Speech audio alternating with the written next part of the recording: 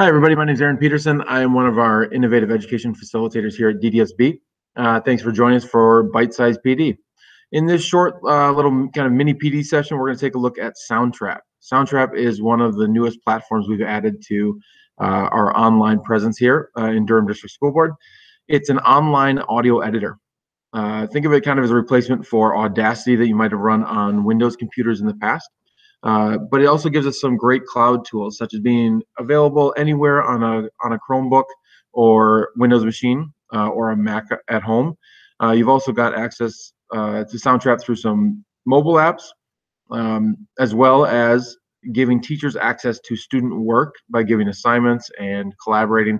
There's also live collaboration between students and between teachers.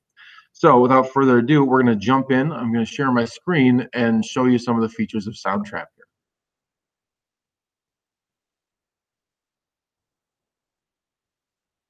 All right, so the easiest place to start to get to Soundtrap is by looking at our student mobile campus or our educator mobile campus here.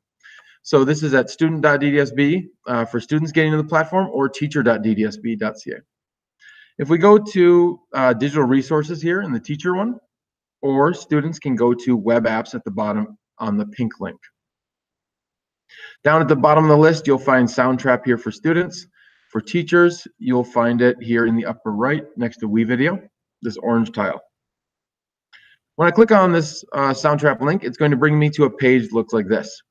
So this is the soundtrap.com/edu page. The important thing here is that we don't want to click on personal or join. You always want to click on this login button at the upper right. Because we're syncing through our Google Sync, you're going to be able to sign right in with your DDSB account here. So clicking login, I'll choose to log in with Google, and this will get me right into the platform. Now, if this is your first time in as a teacher, you might be prompted for a code. If so, you can get that code through our online training resources for this. So if you're just getting started with Soundtrap, I encourage you to go to D2L Brightspace from our teacher.ddsb.ca page. So go to D2L here. Then in the upper left, you're going to click on Teacher Resources. And from there, click on Professional Learning on Demand.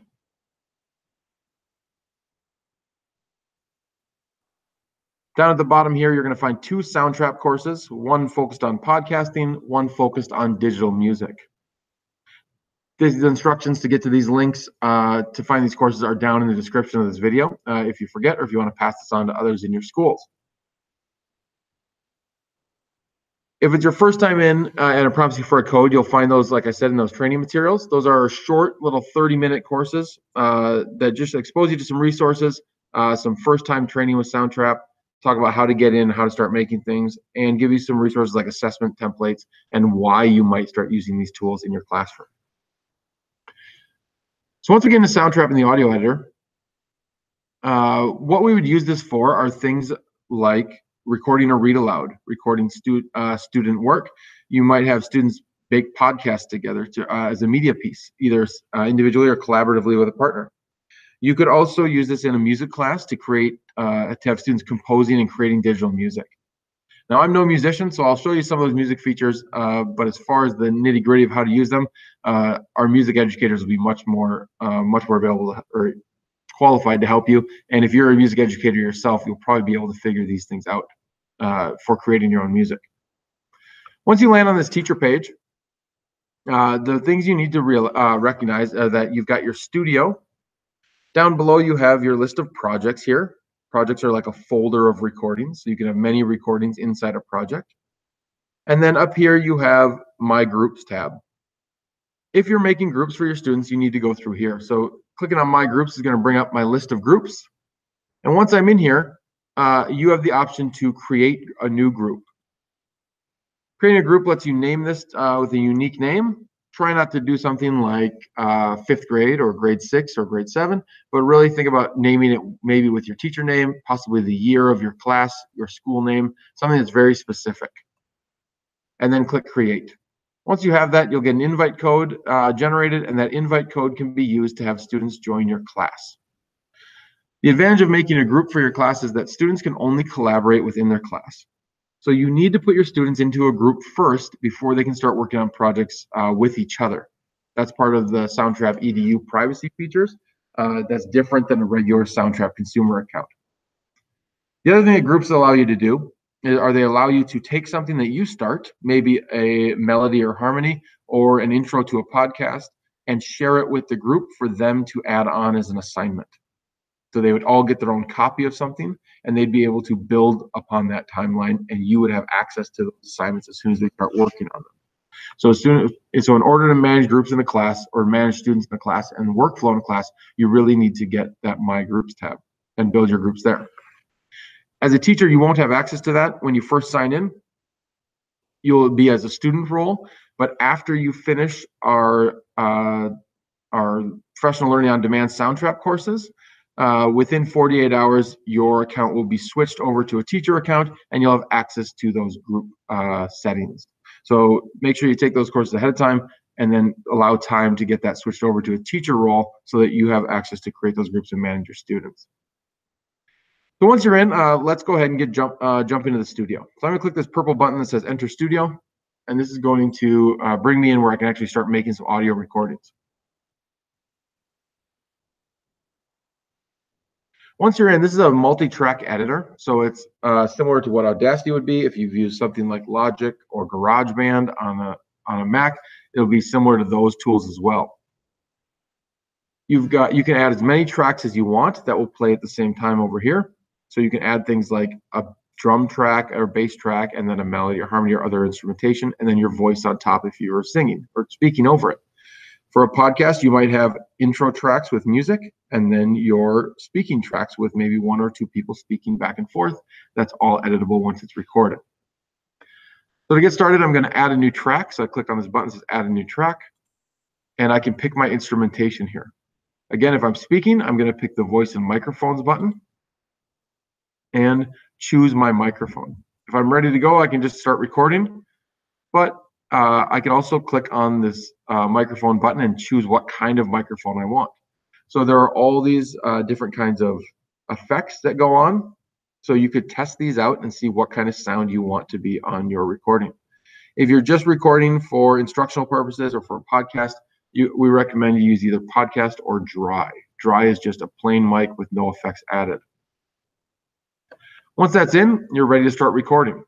When you click on Start Recording, it's going to count you down to 1, and then you start recording. And everything I'm saying now is ending up here on my timeline at the top as this playhead progresses. If I was recording a podcast, we would just keep recording, keep talking, and get all of that information in.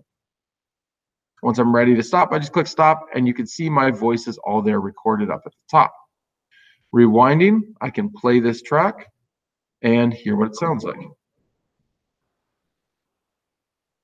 So I can review what I wanted, and if there was something I need to cut out, I can simply trim that end or trim the front end to where I want to start and then move it along my timeline. If you edited video before or audio, it's the same techniques, the same ideas.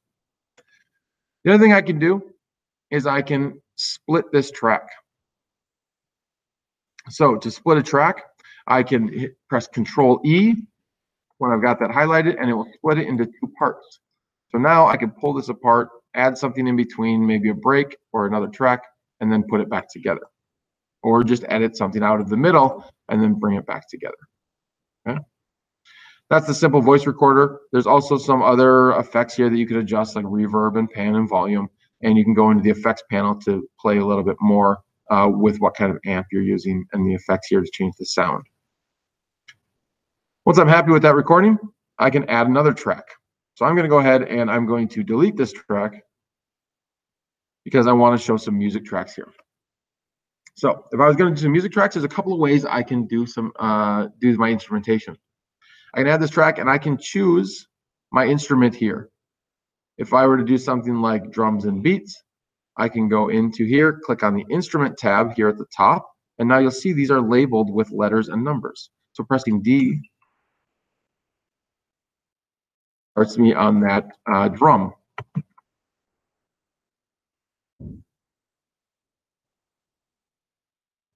This is my drum kit that I have here.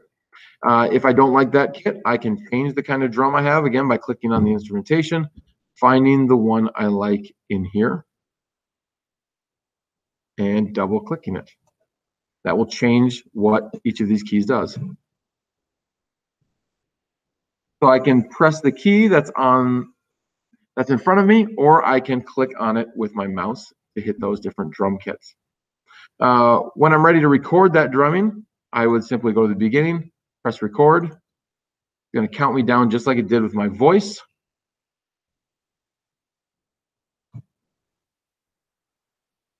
And I could record my track like that. You'll see it's got the symbols there for where I was recording, and I could go back and listen to it by playing it. Now you can hear that clicking in the background. That's my metronome. So down here, I've got a metronome that I can turn on or off, so I could hear just the track without it. Or I could turn that on to keep time. If I'm playing different instruments, I might want to keep that on so that I can keep time better. And I can change my tempo here just by changing the number that rests in that tempo box. Once I've got a beat in there, I can also change using the pattern mixer. So if I was going to go into my pattern mixer, I can also select my drums on here.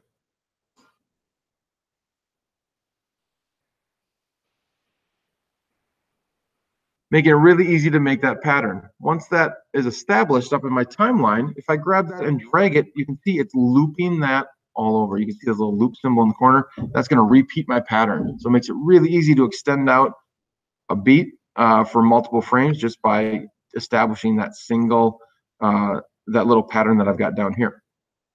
The other way to edit music is to go into the piano roll. So this third tab here, and you can see here, I zoom in a little bit, every note is one of these symbols.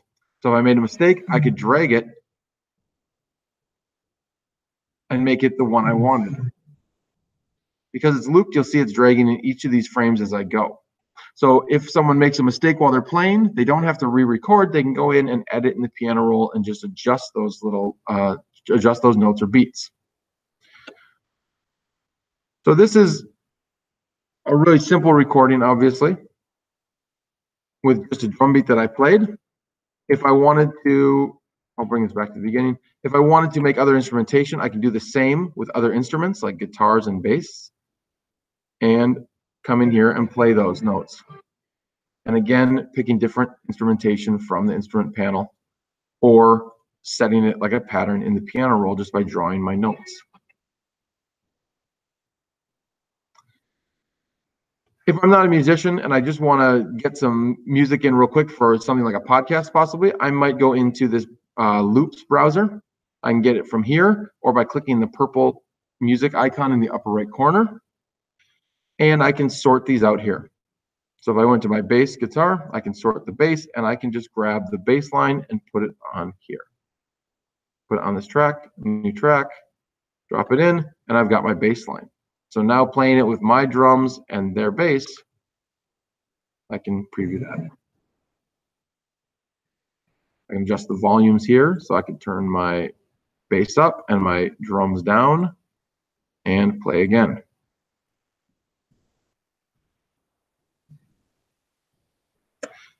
And again, I've got the loop so I can extend this out or make it shorter.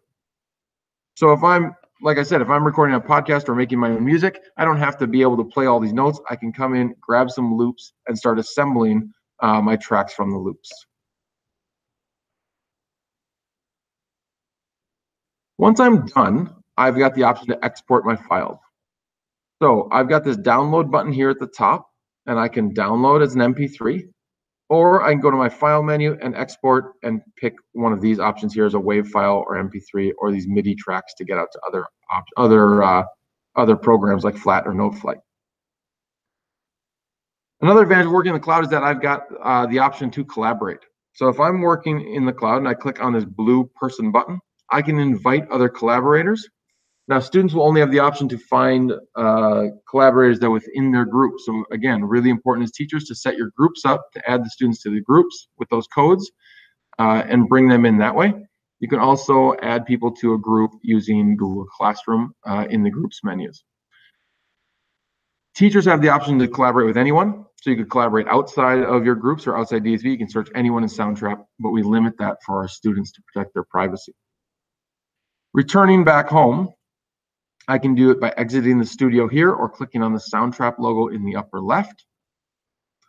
It always prompts me to save things that aren't saved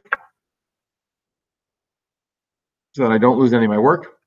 And once I'm back at the beginning, I have the chance to use that file, again, like I said before, as an assignment.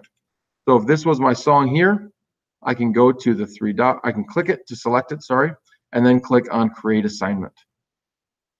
Creating an assignment will make a new folder that all my kids can see. So I can share the assignment and choose where I share it. So this could be a link that I paste into D2L or Moodle, or I could share it via Google Classroom to send it over to one of my classrooms there.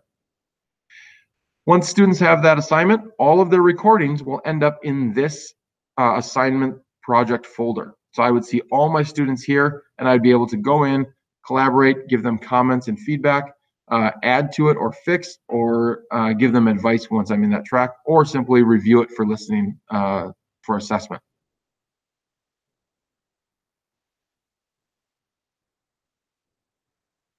Finally, once you're in, you've got one more place to find some more resources. So if I am, well, there's two more places actually that you can locate some more resources. So if I'm in a project, like I was with my timeline, not gonna let me open that. I'm gonna have to make a new one. Here we go. We enter the studio, and once I'm in, I've got a tab at the top that's called Tutorials. So Tutorials lets me jump into FAQs, common questions, or I can go to a Facebook group for teachers if you're looking for information there. There's also a list of keyboard shortcuts and your video tutorials. The video tutorials, again, will give you your intro, your crash course. You can dive further into loops and synths, adjusting audio and tracks, piano rolls, so really detailed musical stuff in here. You can also find this on the homepage under the Resources tab, where you can take further Soundtrap courses or view their other video resources here. So all the resources are down here as well. A lot of these resources, just a warning, are hosted in Vimeo, so that can be challenging for students to access with Vimeo blocked on student accounts. However, some of these are also hosted on YouTube, so you can search YouTube and find the Soundtrap channel and find some of their supports listed there as well.